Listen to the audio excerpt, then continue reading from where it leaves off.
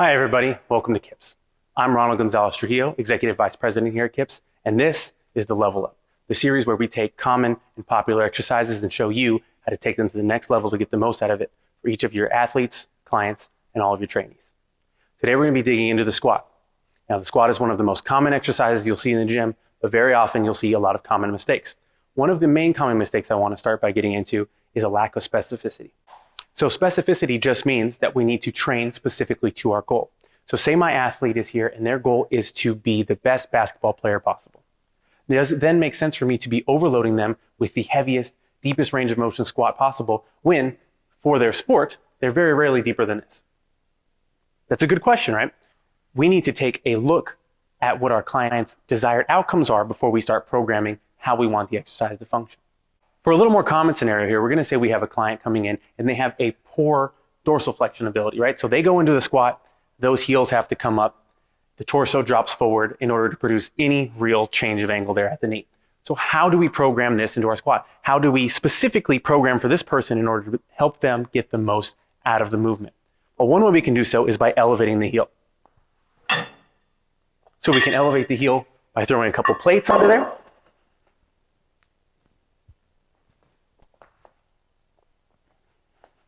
Or dumbbells, or a slant board if you have one. Now, not only does this allow my client to get deeper into the squat as a regression, as a progression, a client who's looking to maximize quadricep involvement can now achieve maximum bend at the knee joint. Speaking of specificity, we want to remember when we program a squat, when we have a client doing a squat, oftentimes the goal is to target and overload that anterior portion of the leg and the quadriceps muscles. Now, how do we do that with somebody who has a hard time transitioning from a hinge to a squat? A lot of times people will begin their squatting journey and it looks a lot more like a squat morning, right? Where that chest is dropping, the knees are bending, sure, getting heels up. Well, one way I like to coach this is by using a bench.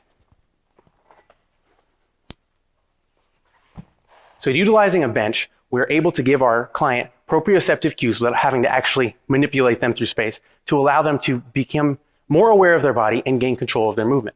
So what I like to do is I'll have my client sit on the edge of the bench. The height of the bench is going to be individually programmed based on the client. Taller individuals maybe need a taller bench, or somebody with just poor mobility maybe needs a taller bench. There's always a way to progress or regress a movement for our clients. And it is our job as trainers to have that knowledge base to look at the movement, look at their needs, and make them meet in the middle. So to teach our client how to gain more control out of that quadricep, what I'll do is have my client sit here at the edge trying to maintain as vertical a torso as possible. As they sneak those heels back, right, now we can extend those quadriceps, and I want them to try to sit back down the same way. For a lot of people, they'll hit about here, start to crunch forward, and that's okay, right? As we gain strength just on that upward phase, we can have them sit, trying to be controlled, but over time that eccentric will build up and they learn how to now control the difference between their hinging and their squatting.